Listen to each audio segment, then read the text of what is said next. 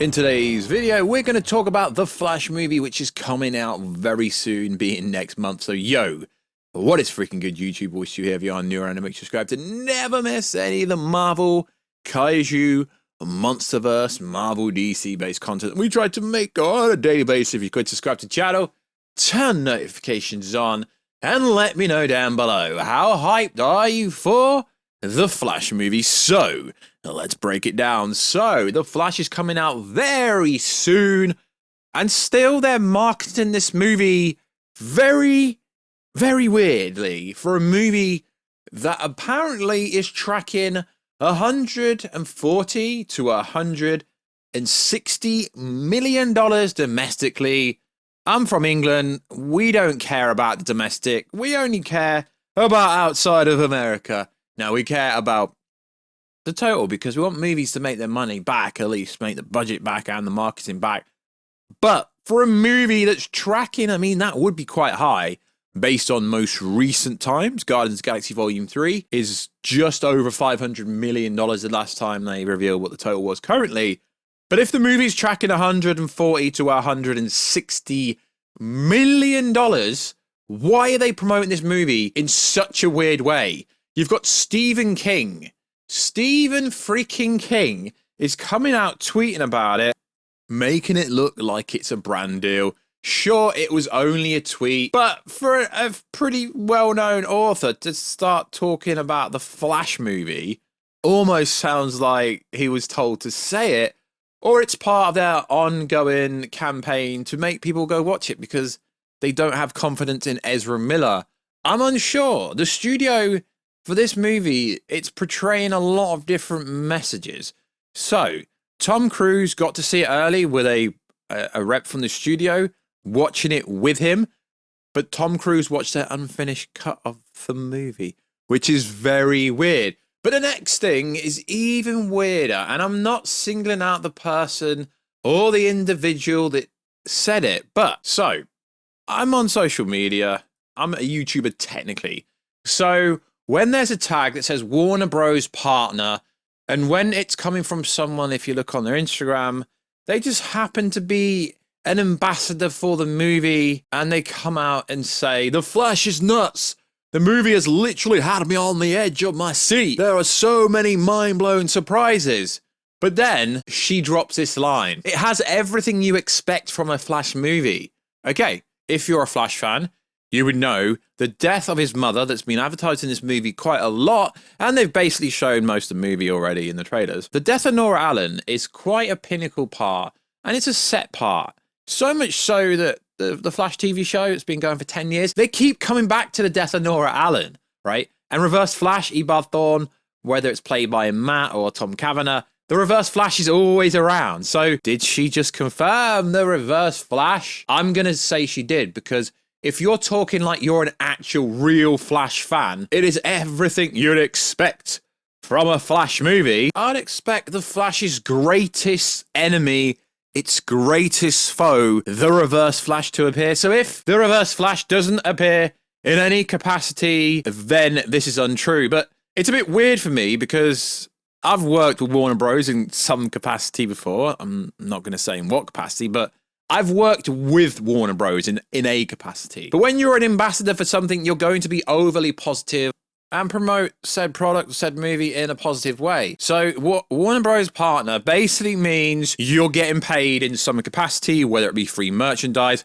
whether it is just you got to see the movie early, etc. So it's not really filling me up with hope for this movie, because they're marketing it too much. People are like, yeah, but Avengers Endgame got marketed massively. They didn't have Marvel partners. They didn't have Marvel ambassadors promoting the hell into it. This is getting so weird to the point where people are messaging me on Instagram at WarStew and asking me, is these reactions, are the messaging about the movie actually transparent and real? Because you got to understand, Warner Bros. Partner means you're paid, literally, or else you would not put the sponsored ad, you would not put this is an advert in said post. So if the movie is the best DC movie since the Dark Knight trilogy, which I find that very hard to believe, although based on what I know from the movie and speaking to people who I know that have watched it personally. When Warner Brothers are hiring Warner Bros. Ambassadors for the Flash movie, WB sponsored posts, the fact that it's a sponsored post for a movie that's supposed to be the greatest movie ever, the greatest comic book movie ever, would you not just let the reactions that we've already had over a month ago carry the movie? All these little people on Twitter and stuff, they've already got their little quotes on the trailer and they already feel cool about getting a name on the trailer.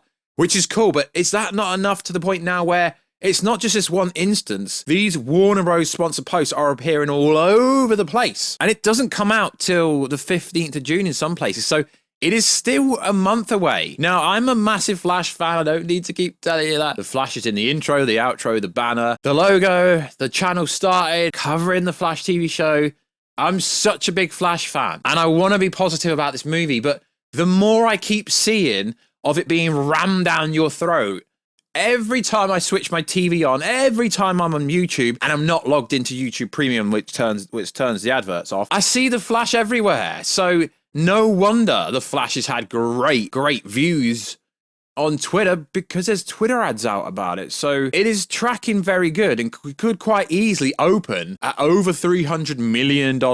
And it is tracking very well, but it's also going up against Across the Spideyverse, which, yeah, I get it. It's an animated movie. It probably won't do great overall, but there's also Indiana Jones 5, Transformers 5. There is so many movies coming out in the month of June. It's just, I don't know. Let me know. What do you think about its marketing ploy? I get it. It's got to make money, but to me, from the outside looking in, it looks like they're trying to finesse everybody. And what's the deal with marketing the movie around Michael Keaton Batman? Sure, I get it. He is the co-main lead, essentially, and he's going to be in the movie massively. But why not start promoting the movie on the actual Flash? So also in the news, on a more positive note, this came up recently, but I already knew this. So what happened at all the screeners is they didn't actually see the finished version. So it's cute and everything when people are getting these, little quotes and headlines in trailers going, it's the greatest movie ever, non-stop action. I'm actually just making things up, but that's probably, some of that stuff's been going around. So the end, careful spoilers, I don't ruin your life. So the ending was very vague. Essentially, there was a scene with a Flash. He turned around and it was a faceless Batman, kind of blurred Batman. So you didn't know who it was. But now there's information going around about this. There may be post-credits, but they will not be shown to early screeners until their press screening. They're keeping it locked down.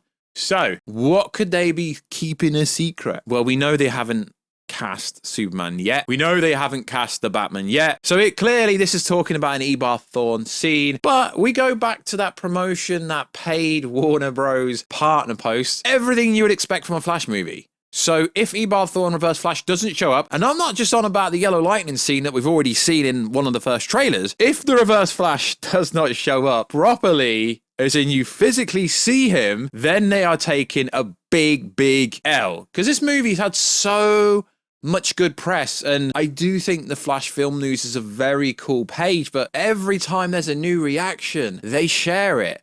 But realistically, it's always the same reaction. So it was the Cannes Film Fest that recently happened. And realistically, the reaction is pretty much the same as every other reaction that everyone else is saying. It's a very good DC film, but I want to see more of kind of someone not saying it's the greatest movie in the world, because then you might actually get the real perception of how good is this movie actually going to be.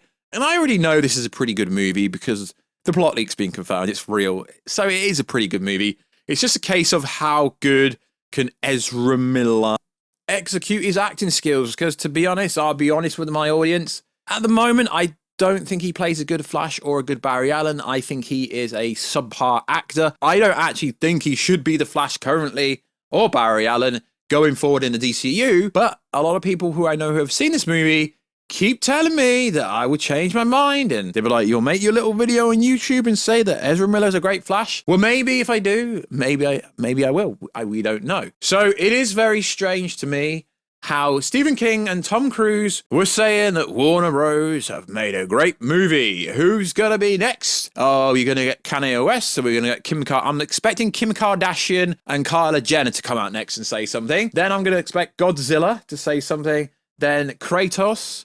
Then Spider-Man himself. Do you get where I'm going with? They're just going to keep throwing random celebrities to keep tweeting stuff. It's like, really? I get it. I do get it. It's called promoting. It's called marketing. But the more you see these kind of, the movie's the greatest thing ever, you're setting such an expectation that's so high that it can't possibly live up to it. And when you're going to throw terms around like, it's got everything in a Flash movie that a Flash fan would expect, Reverse Flash is the first thing that's going to come to a real Flash fan's mind, heart, and soul.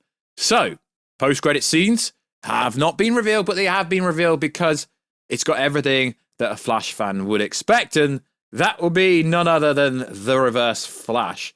So, like I said, guys, I'm not hating on this movie. I want this movie to do very well. If it is tracking between $120 and $160 million domestically, why do they keep throwing everything out there?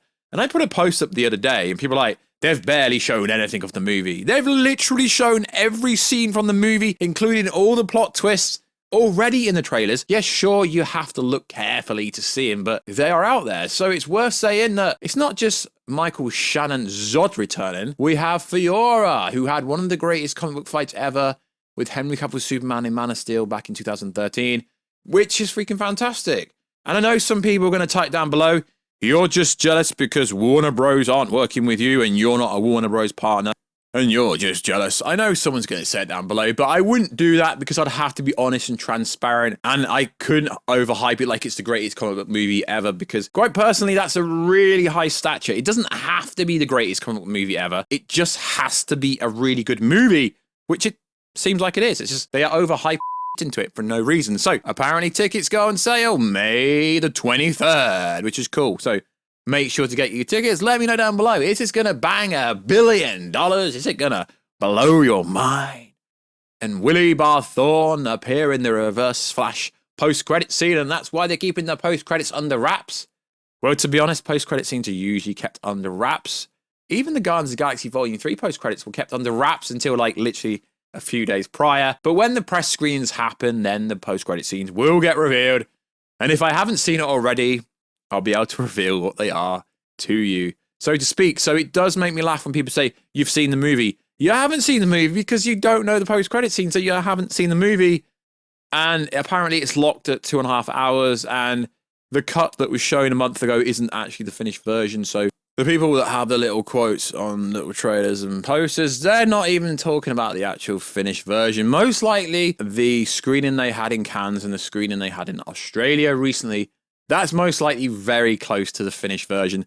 So like always, guys, let me know. What do you think about the post-credit scene? Do you think it will be Barthorne Reverse Flash? Because if it isn't, it's going to be a big L. Clearly, it's going to set up the new DCU universe. But technically, with that ending, not revealing who the new Batman is for Batman the Brave and the Bold, technically, it's already set up.